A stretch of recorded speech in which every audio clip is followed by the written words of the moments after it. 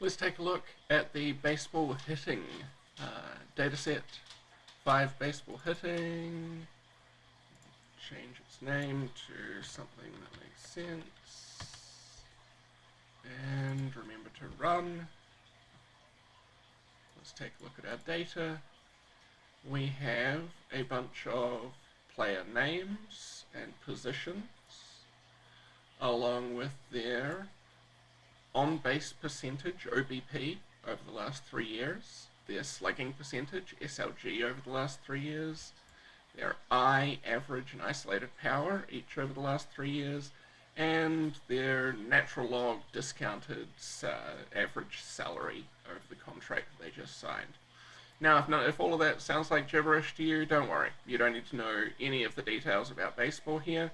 We're just going to use this as an example of multicollinearity. Okay, so under tasks, let's go into linear regression, change to our baseball dataset. Our dependent variable we're going to be estimating is log discounted average annual salary. You can just think of this as salary if you like, in the sense of higher is better. We have no classification variables. I mean, strictly we've got the position dummies, but let's just ignore those and concentrate on these collinear variables. All 5 of these variables are trying to measure the ability of the player to hit in some sense at least. So we're going to include all of these in our model at first. Let's go ahead and hit run. And what we're going to find is that, well, our model overall is not terrible. We've got an adjusted R-squared of 34.8%, which doesn't sound great, but for this type of data is actually just fine.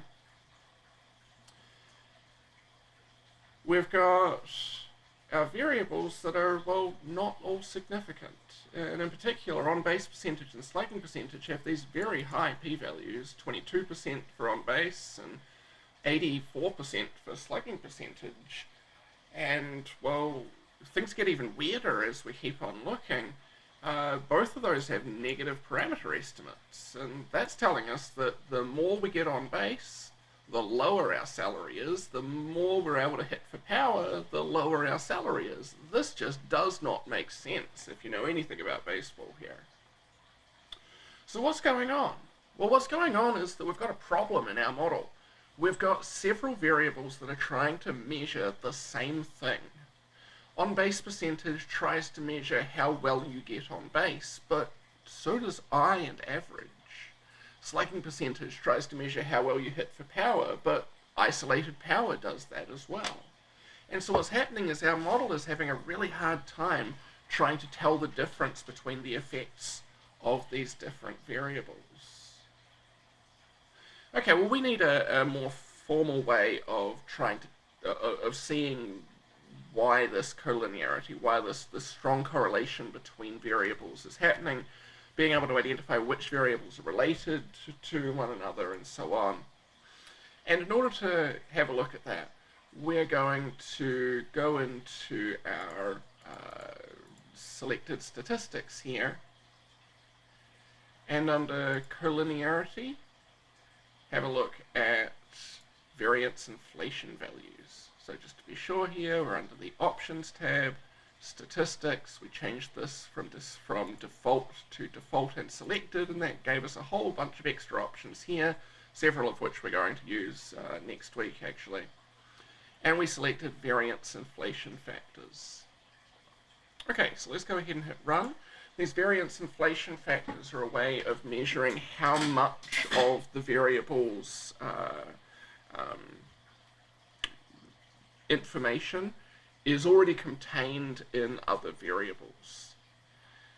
The way this works numerically is when we see a variance inflation factor bigger than about 5 or 10, we start to say, hey, the information in this variable is already covered in some of the other variables, and so our model's going to have a hard time separating out the influence.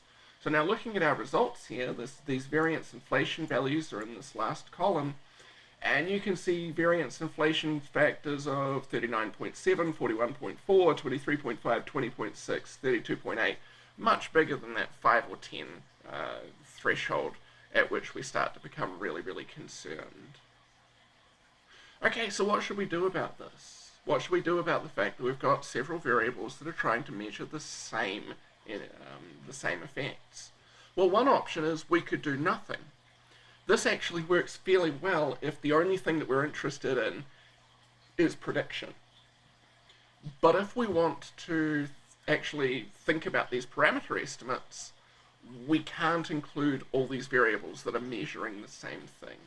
So what we're going to do next is change our model to take out some of these variables that are strongly related to one another. So we're going to do that in a couple of different ways. The first way we're going to do it is to take out on base and slugging. Okay, so we're going to delete those and just leave these three in. Hit OK. I want you to pay attention to the R squared and the adjusted R squared. So our R squared currently is 35.2%, our adjusted R squared is 34.8%. Let's run this and see what happens. Our R squared dropped from 35.2 to 35.05, and our adjusted R squared stayed exactly the same. That's an incredibly unusual thing to happen, just happened by chance. But look at these variance inflation factors now. They're really nice. 1 is the lowest they could be, and low is good for these variance inflation factors. And also look at these p-values. They're all lovely as well. They're all nice and under our 0.05 threshold. So this is a much better model than the previous one. We could also get serious about interpreting these parameter estimates, at least if we cared about baseball, which we don't really in this class. But if you really are interested in that, you can read the paper that I linked in Blackboard. Okay, so why did we choose to take out on base and slugging instead of these three? Yeah, no particularly good reason. So let's go back and switch it up. We'll take out these three and add back in on base and slugging and see what that does. Because after all, two variables is fewer than 3, and well, fewer variables is good if you can get away with it. So we've got an R squared of 35.05 currently, adjusted R squared of 34.8. Let's see what happens with this smaller model with just the 2 variables in it. Well, it's a little bit worse. Our R squared went down from 0.35 to 0.32. Our adjusted R squared went down from 34.8 to 32.1. So this model is a little bit worse, probably, than the one with the 3 other variables in it. But the point of all this is to say, look, when we get weird results, one of the things that you're going to want to check when you get, let me explain what I mean by weird results. When you get variables that aren't significant when you expected them to be, and particularly when you get variables with the oppositely signed parameter estimate to what you were expecting, one of the big things that you should be suspecting is that you've got many variables in your model that are trying to measure the same thing.